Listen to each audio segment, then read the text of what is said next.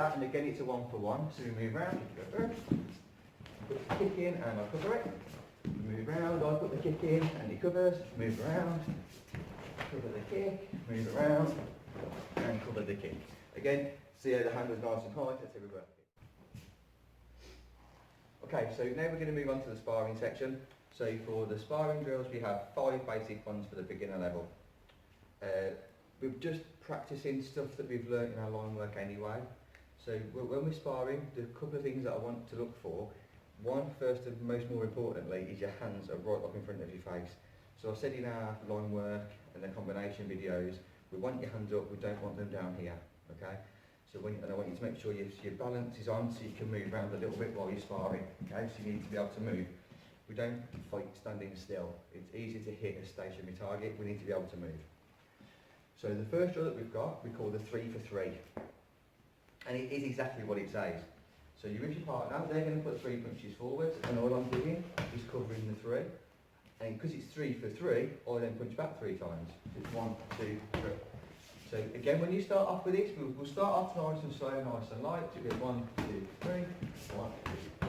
And then when you're more comfortable with it, you can put a bit more motion in, so you can move around on your feet. So you can leave, we'll move around on our feet. 1, 2, 3, move around. 1, 2, 3, move around. 1, 2, 3, move around. 1, 2, 3. Just a quick point on what we do with this. The way I teach it in the classes, the way that I'll break it down. If he's punching with his left hand, I'm going to block with my right. If he punches with his right hand, I'm parrying with my left, okay? Purely because if I do it the other way around, if he punches with his left and I parry with my left, there's now a big gap here that he can hit me in. Same if we did right for right. So if he punches with his right hand, there's a big gap now that he can hit me in. Whereas, if I do it the other way, so he punches with the left, parry with my right, he's now going to hit either over or under his arm to hit me, and his body's twisted anyway. Okay, so that's the first drill. The second drill that we've got is the kick covers, or evades. So in the beginner's curriculum, you would have learnt 3 kicks anyway. Your front kick, your round kick, and your side kick. So the front kick and the side kick effectively are both straight line attacks. So the best way to get out of the way of them is to just move to the side. So the first drill that we've got, partner's going to put in a front kick. As soon as I see him moving, I'm just going to move off to the side or move around at an angle. I'm just getting out the way of that shot. We don't do the typical karate thing of when he kicks me, I'll block it down here like that. My arm's going to come off far worse than what his leg is, okay? It's not a viable technique. We just need to move out the way. So we're moving around. As soon as we see the kick coming, we're off. And same, we'll go 1-for-1. So when I put the kick in, he just slides off to the side so we know they're out the way of the kick. Same for the side kick. So if I'm putting the side kick in, so we're moving around a little bit. As I put the side kick in, we just move off that centre line so the kick's missed. Okay?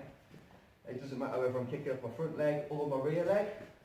We just move off to the side to get that missed. It doesn't matter what side you move to, obviously. If he's putting the kick in, it's safer for me to move to the outside of his body. So again, when that kick comes in, it's safer for me to move to the outside than it is to move to the inside. Because if I'm here now, there's options for him, okay? So when we do move, make sure we're moving to the outside. So the other kick that we've got then is roundhouse kick. Now, ideally we wouldn't be moving into a kick in this one, because it's coming in and around. If he moves into the kick, obviously he's adding the impact. If he moves away from it, it might not move enough, so I can still get that hit in. So all we tend to do in this one is we just cover that kick.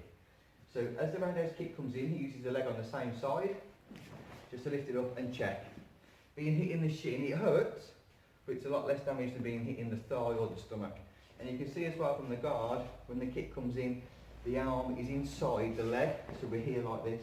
That way if the kick strays high, we're all covered as well. So again, I'll put the kick in, and he's covered. I'll put the kick in, and he's covered. If the kick strays high, it doesn't matter, the arm's still there, he's still covered. So that's just sparring drill number 2. We'll just quickly run through that, and again it's a 1-for-1. So we move round, go first, put the kick in, and I cover it. Move round, I put the kick in, and he covers. Move around, cover the kick, move around, and cover the kick. Again, see how the hand was nice and high, that's how we work it.